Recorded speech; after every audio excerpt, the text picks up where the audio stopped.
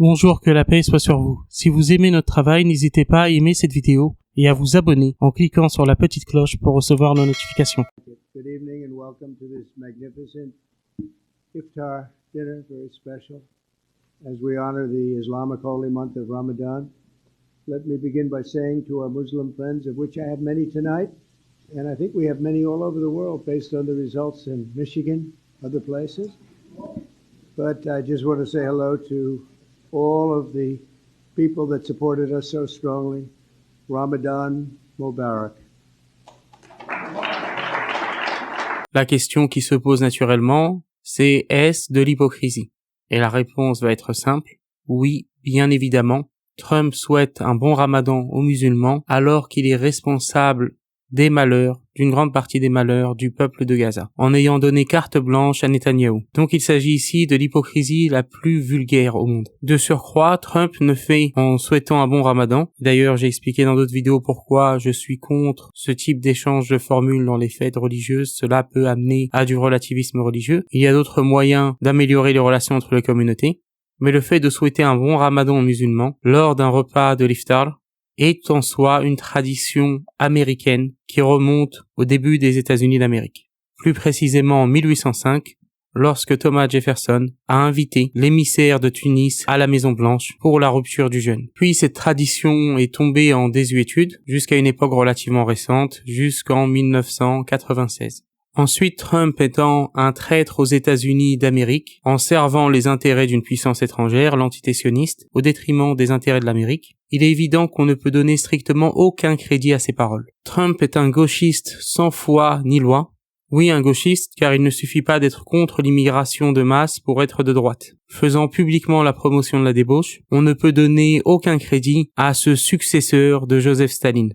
Et si je dis ici que Trump est un successeur de Joseph Staline, c'est en référence au soutien certes initial parce que Staline va par la suite changer de stratégie, mais tout de même décisif de Staline à l'entité sioniste. En effet, comme l'a reconnu lui-même Ben Gourion, ce qui est un fait qui est malheureusement très peu connu de nos jours, l'entité sioniste n'aurait pas pu gagner la guerre de 1948 sans les armes soviétiques. Les armes soviétiques vendues sous l'impulsion de Joseph Staline. Les armes de la Nakba étaient donc celles de Staline. Alors qu'à cette époque, les États-Unis avaient imposé un embargo sur les armes envers les deux belligérants.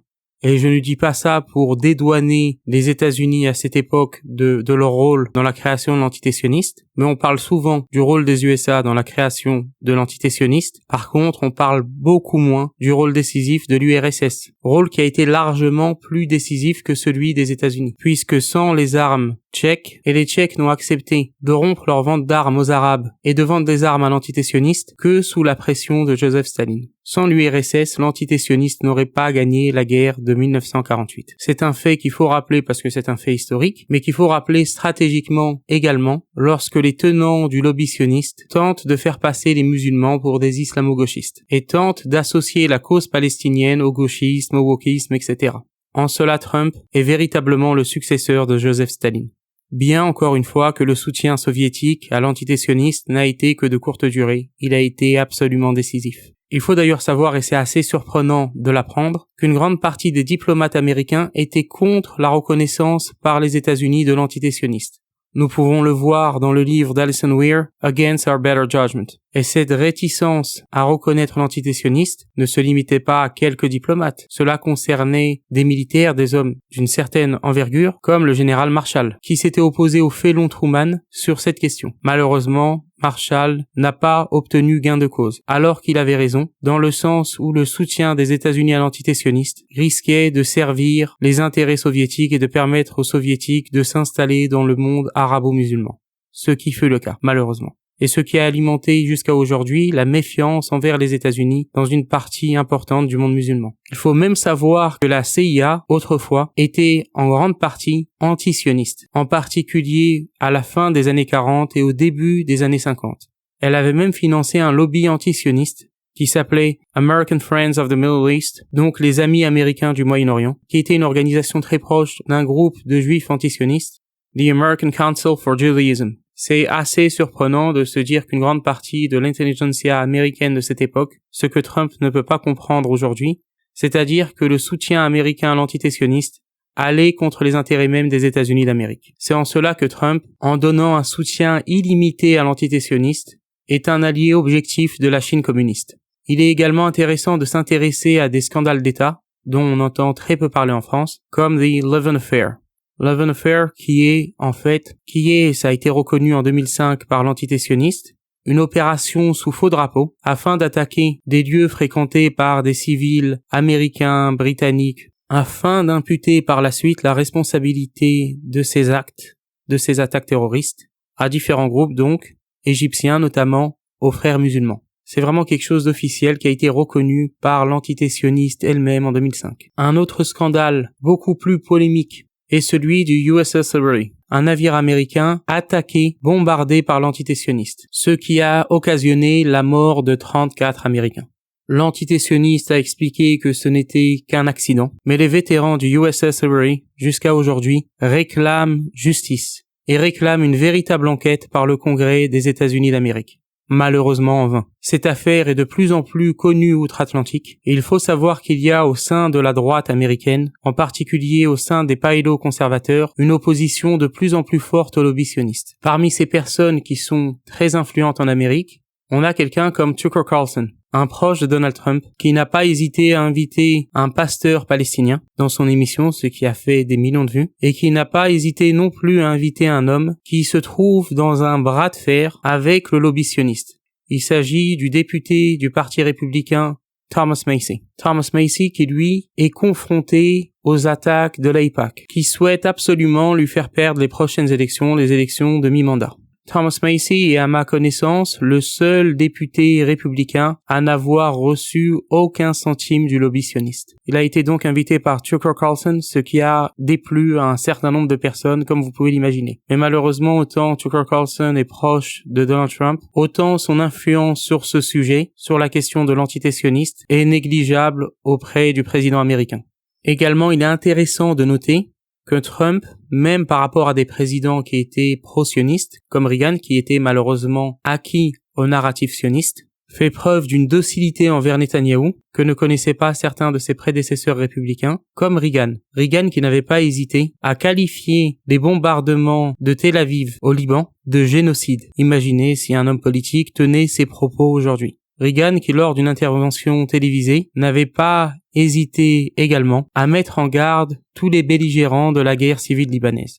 Autant les groupes palestiniens, et d'ailleurs dans l'extrait que je vais vous montrer, les étrangers dont il parle, c'est probablement les groupes palestiniens et pas les sionistes, je le dis en toute honnêteté de son point de vue. Il est important de ne pas déformer son point de vue. Les phalangistes, vraiment l'ensemble des personnes qui étaient impliquées dans le conflit, mais également l'entité sioniste.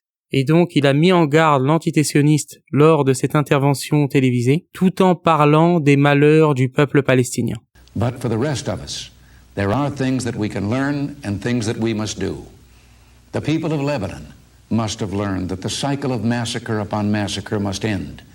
Children are not avenged by the murder of other children. Israel must have learned that there is no way it can impose its own solutions on hatreds as deep and bitter as those that produce this tragedy. If it seeks to do so, it will only sink more deeply into the quagmire that looms before it. Those outsiders who have fed the flames of civil war in Lebanon for so many years need to learn that the fire will consume them too if it is not put out. And we must all rededicate ourselves to the cause of peace. I re-emphasize my call for early progress to solve the Palestinian issue and repeat the U.S. proposals which are now even more urgent. For now is not the time for talk alone. Now is a time for action, to act together to restore peace to Beirut, to help a stable government emerge that can restore peace and independence to all of Lebanon, and to bring a just and lasting resolution to the conflict between Israel and its Arab neighbors. One that satisfies the legitimate rights of the Palestinians who are all too often its victims. Trump serait aujourd'hui incapable de tenir un tel discours. Et ensuite, il a l'audace de se dire être le représentant du America First, de l'Amérique d'abord. Si la situation n'était pas dramatique, cela prêterait à rire. En conclusion, de mon point de vue, il est important dans notre discours de mettre en avant ces éléments. Parce que souvent, et c'est pas une critique envers les militants pro-palestiniens en France qui font ce qu'ils peuvent et qui sont pour la plupart des gens sincères, mais le narratif actuel de présenter le conflit en Palestine uniquement sous le prisme du colonialisme, d'un rapport marxiste dominant, dominé, etc.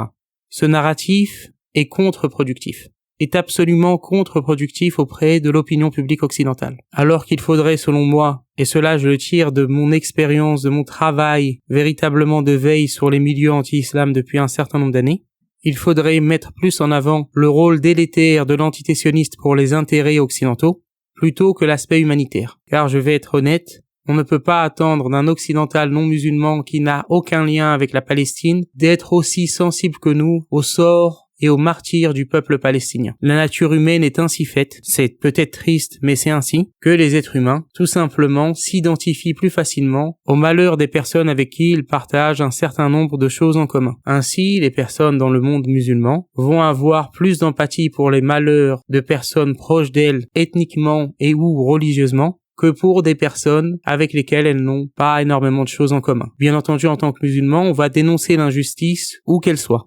Mais je parle ici d'une question d'empathie.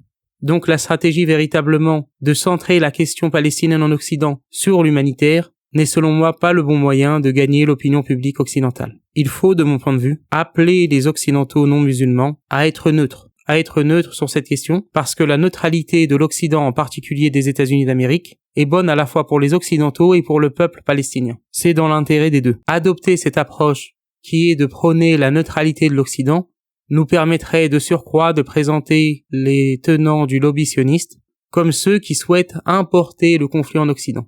En outre, mettre en avant le soutien initial mais décisif de Staline à la création de l'entité sioniste, de mettre en avant des choses comme The Levin Affair, comme le USS Liberty, est selon moi beaucoup plus efficace afin de gagner la nouvelle opinion publique française et occidentale que le discours gauchiste qui accompagne malheureusement trop souvent le narratif pro-palestinien en Occident et qui renforce l'impopularité de ce narratif, que ce soit en France, aux États-Unis, en Angleterre ou ailleurs. Je vous présente toutes mes excuses pour la longueur de cette vidéo, c'est un sujet pour moi qui est important, moi qui suis un apologète musulman convaincu, qui suis un passionné depuis ma plus tendre enfance des États-Unis d'Amérique. C'était important pour moi de réagir sur cette question et ensuite d'élargir un peu le spectre de cette vidéo à cette question de la politique de Trump en Palestine et de l'influence du lobby sioniste. Voilà, c'est la fin de cette vidéo. Je vous remercie beaucoup pour votre attention. Que Dieu vous bénisse et que Dieu vous garde.